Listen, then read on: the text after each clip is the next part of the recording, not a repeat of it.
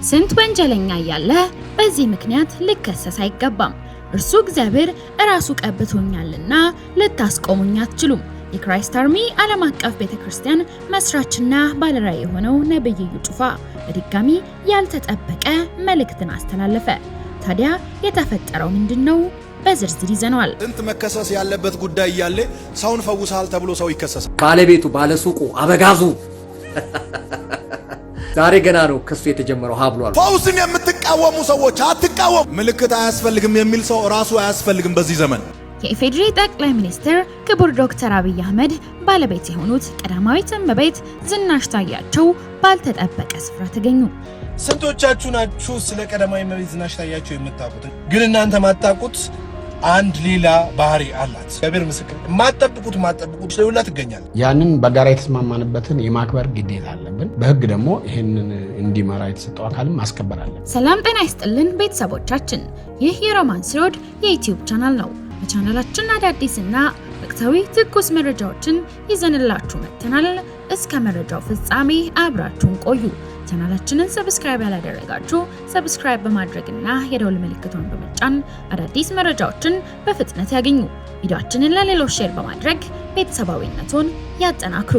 በኦርቶዶክስ ቴዎሎጂ የድህነት የዘላለም ህይወት ጉዳይ መነሻው ሰብአዊ አመለካከት ነው። ያም ሰብአዊ አመለካከት እናትና ልጅ የሚል ሰብአዊ አመለካከት ኢየሱስ ሊፈጽመው የመጣው የማዳን ስራ በሰብአዊ አመለካከት ላይ የተመሰረተ ሳይሆን በአባቱ ፍቃድ ላይ የተመሰረተ መሆኑን ካንቺ ጋር ምን አለ? ኢየሱስ የሁሉም ነው። በቤተሰብ ዝምድና ታስሮ የሚቀር አይደለም። እርሱ የሁሉም ነው፣ ለሁሉም። ሰብአዊ አመለካከት ማለት እናትና ልጅ ስለሆኑ እናት አለችም አሳደገች እናት። ይሄ ሰብአዊ አመለካከት በመስቀል ላይ የተሰራ የክርስቶስ የማዳን ስራ ቤዝ የሚያደርገው በእግዚአብሔር ዘላለማዊ እቅድ ላይ እንጂ በሰብአዊ አመለካከት።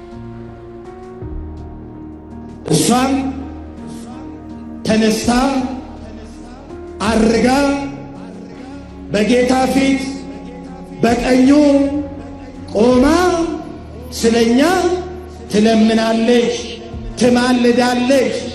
እዚህ ቤት ግን መጽሐፍ ቅዱስ ላይ ጨርሶ የሌለ ያልተጻፈ የሚናገር ሰው እልል ይባልለታል፣ ብፁዕ አባታችን ተብሎ ይጠራል። የተጻፈውን መጽሐፍ ቅዱስ የተናገረውን የሚል ሰው ደግሞ መናፍቁ፣ ሌባው፣ አጭበርባሪው ይባላል። እንደው ማን ይሙት አሁን ሰው መወገዝ እስካለበት እኚህ አልነበሩ መወገዝ የነበረባቸው? ሮሜ 8:34 የሞተው ይልቁንም ከሙታን የተነሳው በእግዚአብሔር ቀኝ ያለው ደግሞም ስለኛ የሚማልደው ክርስቶስ ኢየሱስ ነው ብሎ በግልጽ ይናገራል። መጽሐፍ ቅዱስ ስለ ኢየሱስ ክርስቶስ የጠቀሰውን ይሄንኑ ቃል ራሱን ቅርጹን እንኳን ሳይቀይሩ ወስደው ለአንዲት ሴት ሲሰጡ ጉባኤው ይሄድ ያልነበረም እንደ የቤተ ክርስቲያን ራስ የሆነው ኢየሱስ ክርስቶስ የተጠቀሰለት ቃል በመጽሐፍ ቅዱስ ተወስዶ ለአንዲት ሴት ተሰጥቷል ብሎ ተሰብስቦ በፍጥነት ማውገዝ የነበረበት ይሄንን አልነበረም? ምን አዚምና እውርነት ወርዶባችሁ ነው ለኢየሱስ ክርስቶስ የተጠቀሰው ሁሉ እየተወሰደ ለድንግል ማርያም ሲሰጥ ጸጥ ብላችሁ እየተመለከታችሁ፣ ነገር ግን ኢየሱስ ክርስቶስ የዓለም ቤዛ ነው ሲባል እንደዚህ ተነስታችሁ የምትንጫጩት የምትንጨረጨሩት? ወይም በግልጽ ሐሰተኛ ተአምራት ነው የምንለው ስለማይፈውሱ ምናምን ይፈውሳሉ። በደንብ ነው የሚፈወሱት። በደንብ ነው ተአምራቱ የሚሆነው። በደንብ ነው ሚራክሉ የሚሆነው። ሐሰተኛ የሚያደርገው ግን ያ ተአምራት የሚያደርገው ኃይል ምንጩ እግዚአብሔር አይደለም። ስለዚህ ሐሰተኛ ነው የምንለው ምንጩን አይተን ነው። ደግሜ ልናገር፣ ይሄ ትንሽ ብዥታ ስላለው አሁን በዚህ ዘመን እንዴ ይሄ ሁሉ አጋንንት እየወጣ ይሄ ሁሉ ሰው እየተፈወሰ ይሄ ሁሉ ሰው እንደዚህ የሆነ ይሄንን የሚያረጋው ነገር ምንጩ ከየት ነው? በግልጽ ነው የነገረን ኢየሱስ። በስሜ አጋንንት ያወጣሉ፣ በስሜ ተአምራት በግልጽ ነው የነገረን። ምን አይነት ተአምራት? ሐሰተኛ የሚያረጋው ተአምራቱ ስለማይሆን አይደለም። ደግሜ ነው ያወራለሁ። ተአምራቱ ሆኗል፣ ግን ምንጩ ማን ነው? ይሄ ስጦታ በህይወታችን ሲያል በቃ በህይወቴ ከሰራ ማንም አይቃወመኝ ይቀጥል ምናምን አትበሉ። ምንጩ ይፈተሽ ስትባሉ እሺ ይፈተሽ ማለት አለበት። ምንጩ ይጣራ ሲባል እሺ ከእግዚአብሔር ከሆነ ምንም አያሳፍርም። አንዳንድ ሰዎች መንፈስ ቅዱስን መቃወም የቀባዋቸውን አትዳሱ ተብሏል። እንዲህ አይነት ነገር የለም። መጽሐፍ ቅዱስ የቀባዋቸውን አትፈትሿቸው አላለም። የቀባዋቸውን አትዳሱ ብሉይ ኪዳን የተጠቀሰው ለእስራኤል ህዝብ ነው፣ ለማንም ነብይ አይደለም። በብሉይ ኪዳን ላሉ ነቢያት እንኳን አይደለም። the nation እስራኤል አሕዛብ በላያቸው ላይ አንዳች ነገር እንዳያደርጉ። ይሄ ሕዝብ ለእኔ የለየሁት ሕዝብ ነው፣ ልትነኩት አትችሉም ነው ያለው እንጂ የብሉይ ኪዳን ነቢያት ይጠይቅ በድንጋይ ተወግረው ይሙት ያለው እኮ እግዚአብሔር። እንዴት ሁለት ነገር ይናገራል እግዚአብሔር? አንድ ነገር የሚላቸው ሰው ይቀሰፋል ብሎ ከዛ ደግሞ ቀጥሎ በድንጋይ ይወገር እንዴት ይላል? ስለዚህ ይፈተሻል። ይሄ ስጦታ በሕይወታችሁ ሲሰራ ተጠራጥረን ይሄ ነገር ጥሩ ነው የምታገለግለው ታምራቱ ምናምን ታደርጋለህ፣ ምንጩን ማጣራት እንፈልጋለን ሲባል በደስታ እንጂ እንዳትነኩኝ አይባል። ምን አይባልም? ምልክቱ ወደ ተከሰተበት ሰው ሁሉ ወደ እነ ጴጥሮስ ጎረፈ። ያለ ሰው መንቀሳቀስ የማይችል ይህ ሰው ተራመደ። እርስ በርስ መጠያየቅ ጀመሩ። በዚህ ሙቭመንት ውስጥ ነው 3000 ሰዎች ጌታ ኢየሱስ ክርስቶስን እንደ ግል አዳኝ አድርጎ የተቀበሉት። አንድ ሽባ ተነስቶ በመራመዱ ምክንያት 3000 ሰዎች ጌታ ኢየሱስ ክርስቶስን ተቀበሉ። ፈውስን የምትቃወሙ ሰዎች አትቃወሙ። በቸርች ውስጥ ምልክቶች ያስፈልጋሉ። ምልክቶች ባሉበት ጌታን የሚቀበሉ ሰዎች ቁጥር ይጨምራል። ምልክት አያስፈልግም የሚል ሰው ራሱ አያስፈልግም። በዚህ ዘመን ታምራት አያስፈልግም የሚል ሰው ራሱ አያስፈልግም። ሊሳን አያስፈልግም የሚል ሰው ራሱ አያስፈልግም። ሐዋርያትና ነቢያት አያስፈልጉም የሚሉ ሰዎች ራሳቸው አያስፈልጉም። አምስቱን ኦፊስ ክሬት ያደረገው የናዝረቱ ኢየሱስ ነው። ኢየሱስ ያልዘጋውን ኦፊስ አንተ መዝጋት አትችልም። ይሄ ኦፊስ ጌታ ተመልሶ እስከሚመጣበት ቀን ድረስ አክቲቭ ሆኖ ይሰራል። ደንብ አስከባሪ ወንጌል ሰባኪን ሊያጠፋ አይችልም። እኔ አሁን ደንብ አስከባሪ ስለ አንዳንድ ሰዎች ትደነግጣላችሁ። ይሄ መጽሐፍ ቅዱስ ላይ ተጽፏል። ኢየሱስ ወደ ምኩራብ ገብቶ በሚያስተምርበት ጊዜ እየሄዱ የአይሁድ ሃይማኖታዊ ስርዓት እንዴት እንደሚሄድ ደንቡን እንዲያስከብሩ የተመደቡ ሰዎች መጽሐፍ ቅዱስ ላይ አይሰብኩም፣ አይፈውሱም፣ አይተነብዩም። እየዞሩ ግን ደንብ ያስከብራል። አንተ የስብከት ርዕስ ለመጻፍ ነው ማስታወሻ ይዘህ የምትመጣው። እነሱ ያንተን ስተት ለመጻፍ ነው ማስታወሻ ይዘው የሚመጡት። ስንት መከሰስ ያለበት ጉዳይ እያለ ሰውን ፈውሳል ተብሎ ሰው ይከሰሳል። ስንት ለክስ የሚያበቃ ኬዝ እያለ ሽባውን ሰው ፈውሳል ተብሎ ሰው ፍርድ ቤት ይጠራል። ለሃጌቱ በገረመስ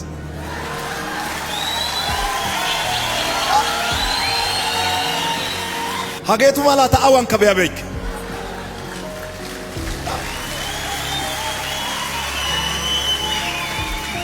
ፍርዳ ከታ ጤሲስ አፑን ጋሶይ ዲሽን አሳ አይስፈታ ዲጊዲ ጴጥሮስና ዮሐንስ ፍርዳ ከታ ጤሲስዳ አሳቱ ማላይ ቢታን ደዝጋ ቆፋይ ፈውሱ ልክ ነው፣ ነገር ግን ፈውሱ የተከናወነበት ቀን ልክ አይደለም ብሎ ነው ኢየሱስንም የከሰሱት።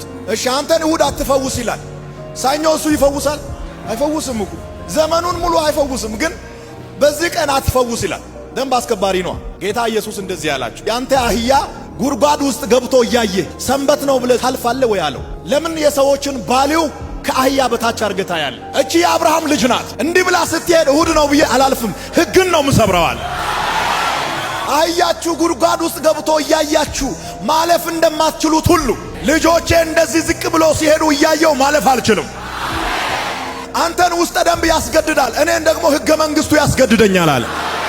የኢየሱስ ሕገ መንግስት የእግዚአብሔር ድምፅ ነው።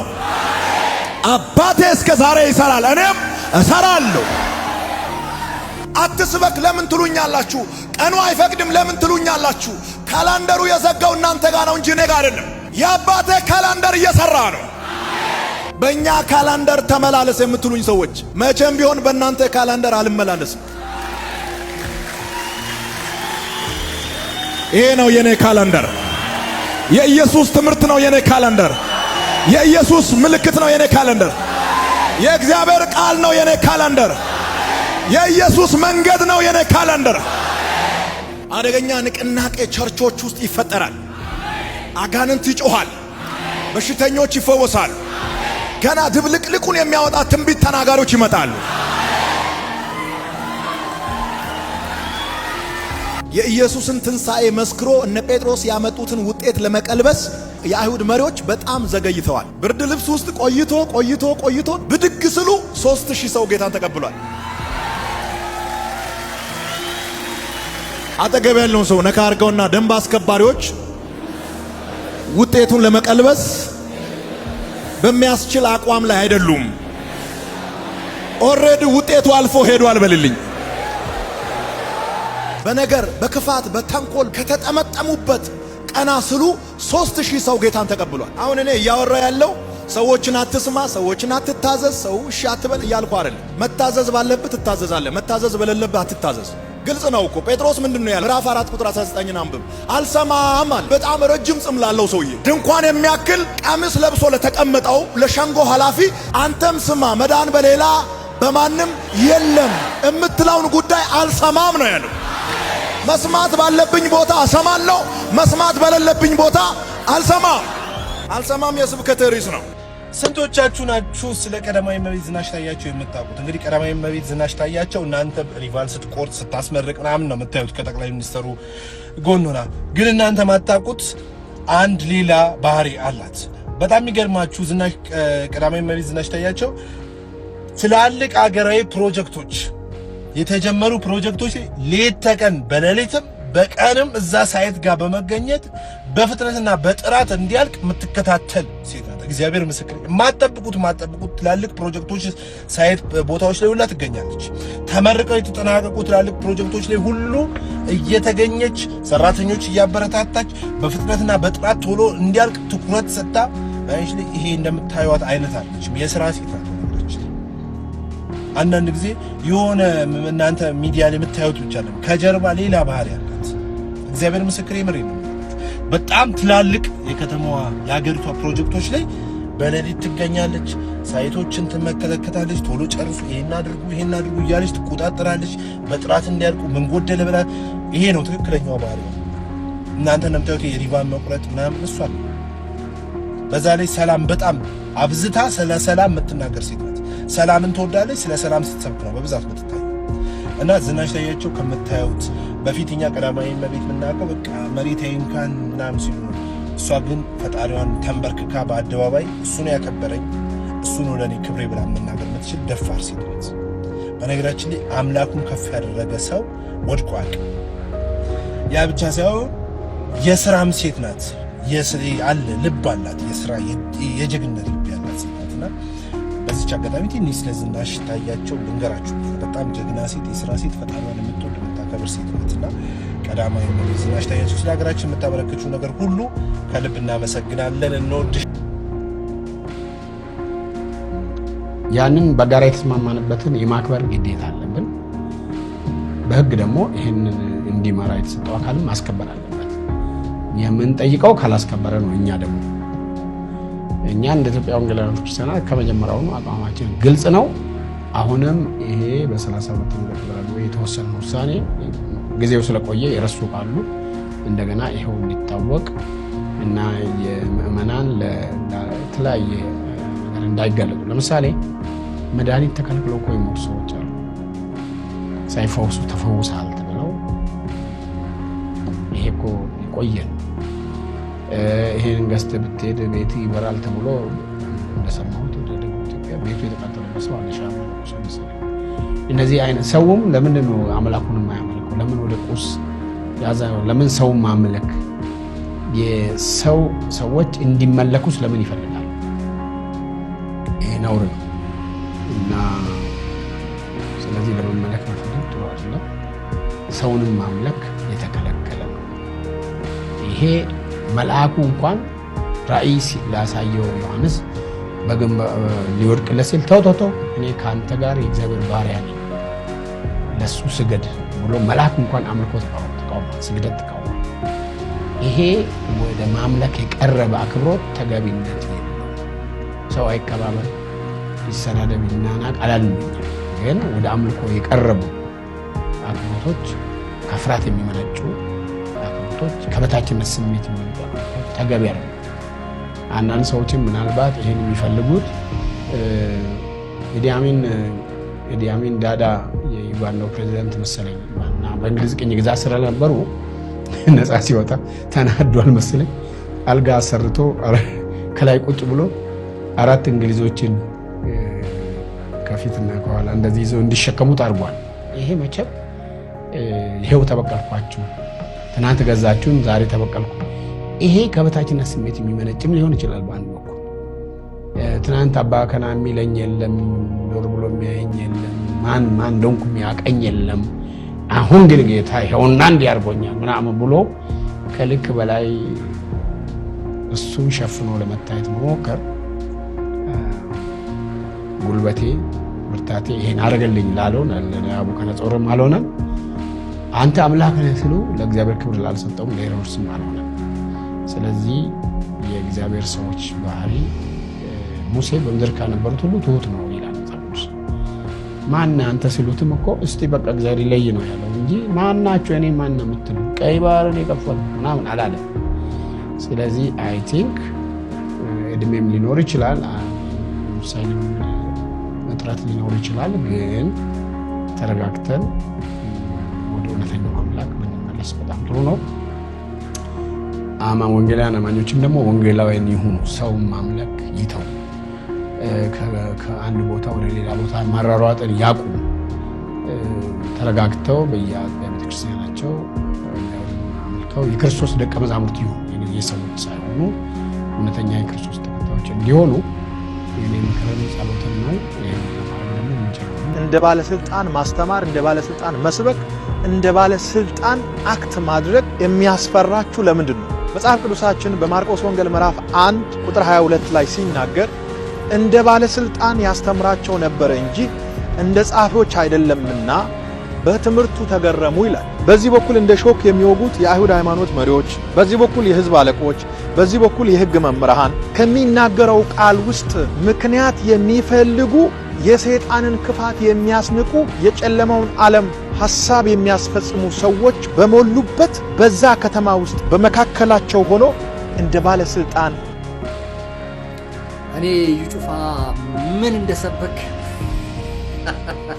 እና ምን እንደተናገርክ ሳይሆን ያየሁት ሰሞኑን በጣም የስፖርተኛ እንትን አብዝተሃል። ስፖርት ስፒር ቱታ የነቢያቶች ቻምፒዮንስ ሊግ አለ እንዴ ዩቲዩብ? የነቢያቶች ቻምፒዮንስ ሊግ ማለት አሁን ፕሪሚየር ሊግ ምናምን አለ አይደል? ቻምፒዮንስ ሊግ፣ ዩሮፒያን ቻምፒዮንስ ሊግ ምናምን ምንድነው ሴሪያ፣ ላሊጋ ምናምን ቡንደስሊጋ ምንላቸው ያው እኛ ለኳሱ ለስፖርቱ ቅርብ ስለሆነ ምናቃቸው የስፖርት እንትኖች አሉ፣ የኳስ ሊጎች። ይሄ ስንተኛ ቱታ እንደሆነ አላቅምና ምን ሰምቱ ማለት እስር ቤት መግባቱን አረጋግጦ ነው ወይስ የኔ ከወጣው በኋላ ስርዓት ከተፈታው በኋላ አብዝተሃል? ከዛ በፊትም ቱታዎች ከስር በኋላም ቱታዎች አብዝተሃልና ምን አስበህ ነው? በራስ ላይ ምን እየተነበይክ ነው? ምን እያወራ ነው የሚል ነው።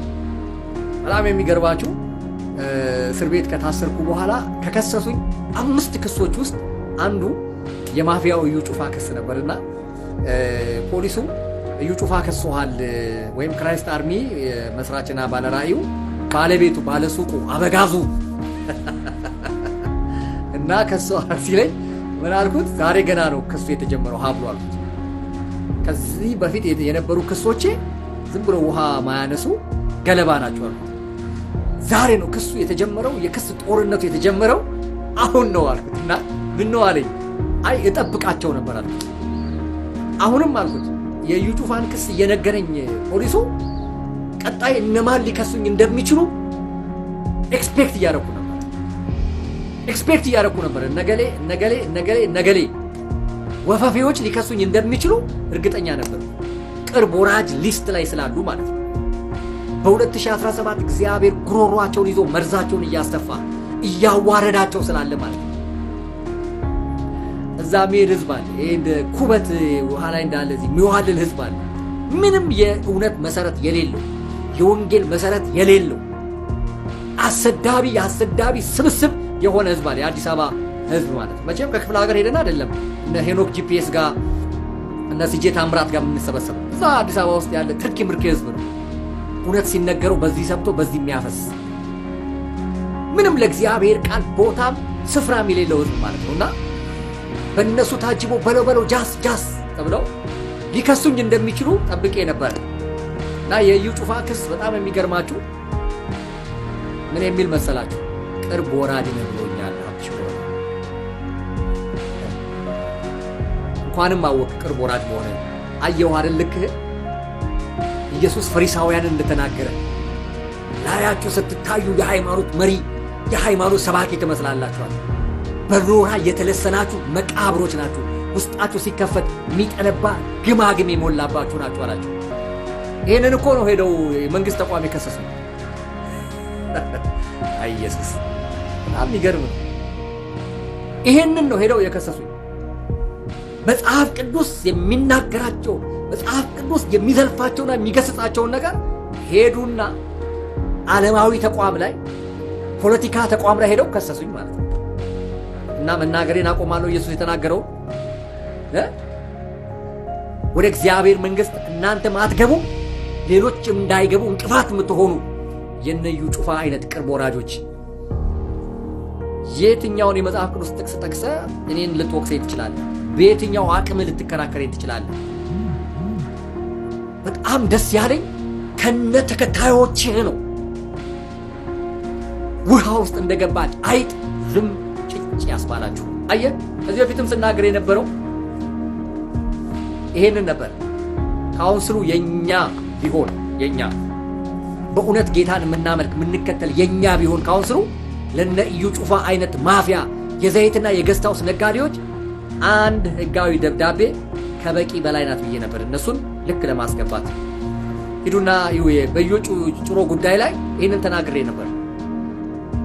አንድ ህጋዊ ማህተም ያላት የካውንስል ደብዳቤ እንዴት ቁጭ ብድግ እንደምታረገው እዩ ጩፋና ተከታዮቻቸውን እኮ ልካቸውን አሳይተናቸዋል። ያውም እኮ ገና በጠቅላላ ጉባኤ ያልተወሰነ እዩ ጩፋን ያሳበረው ደብዳቤ እሱ ነው። ገና እኮ በጠቅላላ ጉባኤ ያልተወሰነ ገና አንድ ሰው ጋር ምክንያቱም ቦርድ ውስጥ ያለ ሰው ዘላለም ጌታቸው ምንድነው የተልኮ ለትውልዱ እዛ ውስጥ እንዳለ አውቃለሁ። ቦርድ ላይ እኛ ያልወሰነውን የግለሰብ ደብዳቤ ነው አለ። አንድ ግለሰብ ጌቱ ለማ የሚባል ሰው ጻፈው ነው። ልክ አይደለም ማለት እመጣበታለሁ። ስለ ጌቱ ለማ በካውንስሉ ማህተም ምን እያደረገ ምን እየሰራበት እንዳለ እሱን እነግራችኋለሁ፣ አሳያችኋለሁ እንትኑ ነው። ነገር ግን በሱ እንኳን በአንድ ሰው እንኳን እዩ ጩፋ እንዴት እየየ እንዳለቀሰ አይታችሁታል። እንደዚህ ናቸው። ይሄንን እኮ ነው የምነግራችሁ። አያችሁ፣ እንኳን እነዚህ የሃይማኖት መሪ ሊሆኑ እንኳን እነዚህ የወንጌል አምባሳደር ሊሆኑ ገለባ የሞላባቸው ንፋስ መጣ ጊዜ እንዲህ ጥርግ አድርጎ የሚበትን ማንነት የተሞሉ ሰዎች እንደሆኑ ይሄ ቪዲዮአቸው እዩ ጩፋ ለከሰስከኝ ክስ ይሄ እኮ ገና መግቢያ ነው። ኢንትሮዳክሽን ገና ዝርዝሮቹን ሁሉ ይዤ እመጣለሁ። ቅርብ ወራጅ አለኝ ሀብትሽ፣ ስለዚህ ይከሰስልኝ ይከሰስልኝ። ቅርብ ወራጅ ብሎኛል።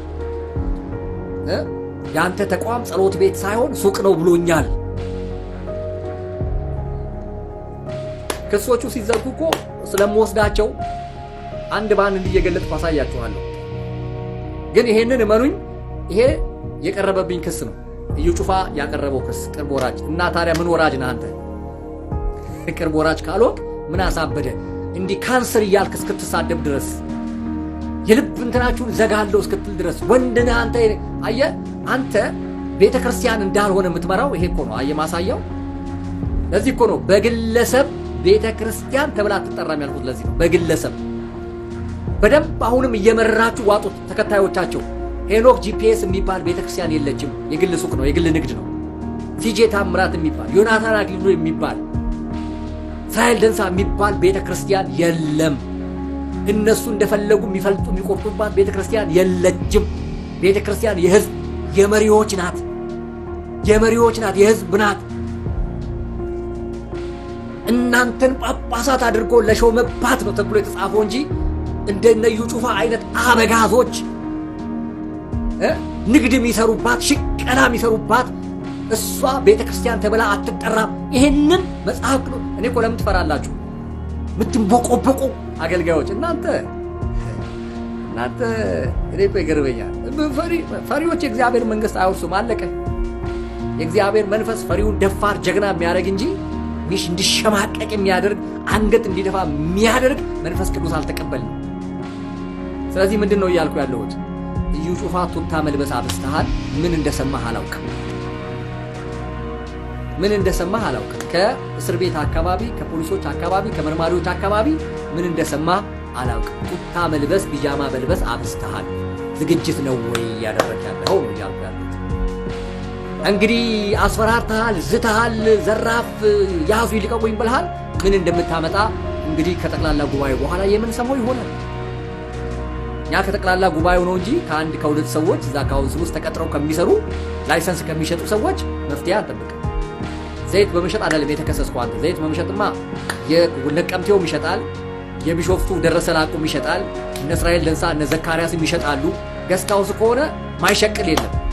እንግዲህ በምን ምክንያት እንደ አጠቃላይ እርምጃ እንደሚወሰድባችሁ ይሄንን ኮፒ ሊንክ ዲዩት ሪፖስት እያደረጋችሁ ለመላ ወንጌላውያን አብያተ ክርስቲያናት መሪዎች አድርሱልኝ። እንደተለመደው ፕሊዝ።